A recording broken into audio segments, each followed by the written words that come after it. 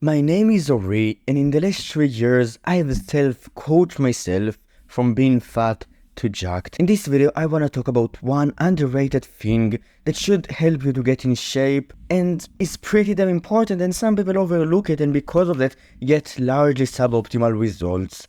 So what are the three main things that cause us to get jacked? There are not only two things like most people think, diet and training. There is another thing that is pretty underrated, and in this video I will go over why it is important, what the study says about, and how to improve. This thing is sleep. Before everything else, I just want to put a disclaimer that of course training is important as fuck, and without it you will not build muscle. And of course diet is important as fuck, because without taking care of it and eating on a calorie surplus when you want to lose weight, you will gain weight and not lose it, right? You will not get jacked in the grand scheme of things. But sleep is one of these things that improve the other two things to a very great extent, and can be the make or break when it comes to muscle gain. So before everything else, let's talk about one study. Compare the two groups. One slept 5.5 hours, the other slept 8.5 hours. And both of them lost 3 kilograms over a span of 2 weeks. They checked these guys' body composition before and after, and afterwards the results were when it comes to muscle mass. So both groups lost around 3 kilograms, both groups lost fat, and both groups lost muscle mass. The group who slept less lost 2.4 kilograms of muscle, so they both were also untrained, so right? But they lost 2.4 kilograms of muscle, which is a lot, partially because they were untrained, in relation to the group who slept more, who lost only 1.6 kilograms, which is a massive difference, right? 0.9 kilograms of muscle mass. Some people will spend years to build this amount of muscle, and this was the difference of 4 hours of sleep over 2 weeks of aggressive weight loss. Now, I didn't find a study that examined trained individuals and controlled for other variables and tried to examine the effect of sleep when you train, when you eat enough protein, when you eat a good diet, right? But these are the two that I found, and on top of that, mechanistically it makes sense that sleep makes a massive impact. Why? Because the time that we actually build muscle at is during sleep.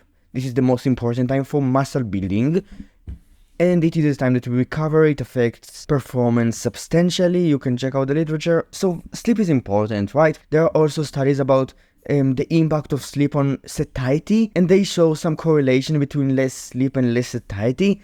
But in general, sleep is important, and once you improve it, you should see a pretty good increase in muscle gain, not short term. So think about sleep like this. Training and dieting in a video game is like going and like improving the area of being jacked, body composition. Sleep is the thing that improves both training and dieting, right, to a good extent, and also body composition, but to a lesser extent than these two. So in some way, it improves them too, but it also improves body composition. It is very important. In this video, I wanna go over 3 ways to improve it. The first one, and the most obvious one, so there are 2 main aspects to sleep. Sleep quality and sleep time. Sleep quality is about the quality of your sleep, how much recovery you get per an hour of sleep.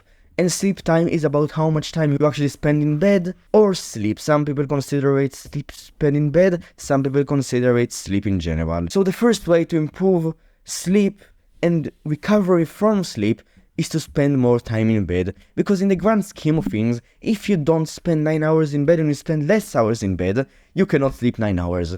If you want to sleep more, you should spend enough time in bed for you to actually do it. That's the first way. And you do it by allocating the time to sleep, by actually being in bed and spending time in bed and trying to fall asleep and falling asleep and sleeping. The second way is more of a way to improve sleep quality, and it is basically from the mechanism of sleep and my own experience, I think to be pretty much the best way to improve sleep quality. And it is having a consistent schedule.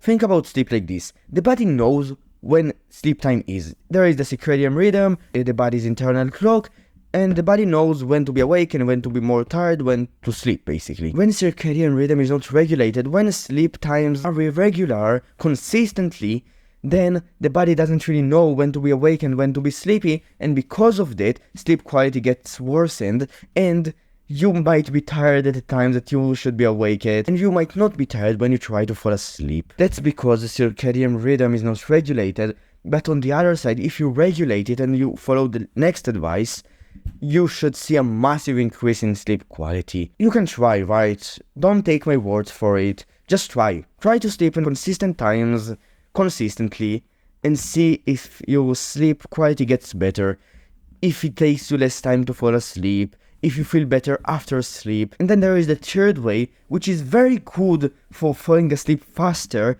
and for sleep quality, but not as important as regulating the circadian rhythm. And once you will hear it, it makes sense. And it is to avoid stimulants before sleep. Things like blue light, which is shown to be a very sleep disturbing stimulant.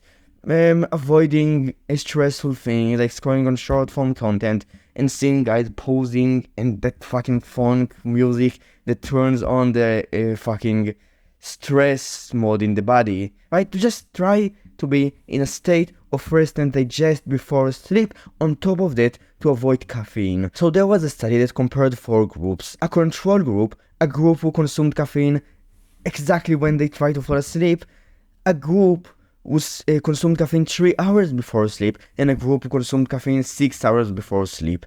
The result of that study was that all group who consumed caffeine up to the 6 hours mark before sleep saw a reduction in sleep time and quality just by doing it, in relation to the control group, which shows that consuming caffeine before sleep might really disturb sleep. So the half-life of caffeine is around 5 to 6 hours on average, which means that half of the amount of caffeine that you consume stays in your system for at least 4 hours, which disturbs sleep because caffeine is a sleep disturbing stimulant.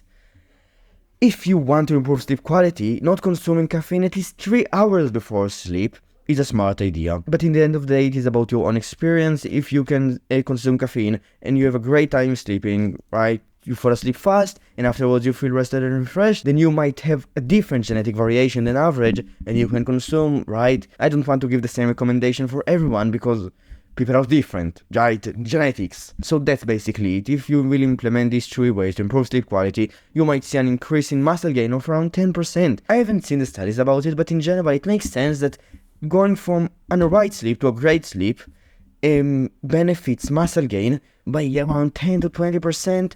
It makes sense. And that's essentially it. If you enjoyed this video, you can like and subscribe, and I will see you tomorrow. Bye.